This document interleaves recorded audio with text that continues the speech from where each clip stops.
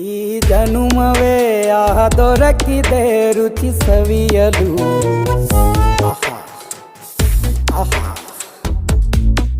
ಈ ಜಗವಿದೆ ನವರಸಗಳ ಉಣಬಡಿಸಲು.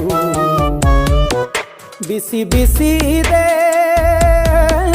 ಬಿಸಿ ಬಿಸಿ ಇದೆ ನಳಪಾಕ ದಿನ ದಿನ ನೂತನ.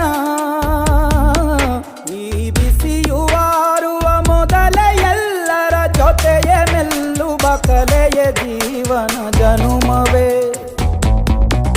ಈ ಜನುಮವೇ ದೊರಕಿದೆ ರುಚಿ ಸವಿಯಲು.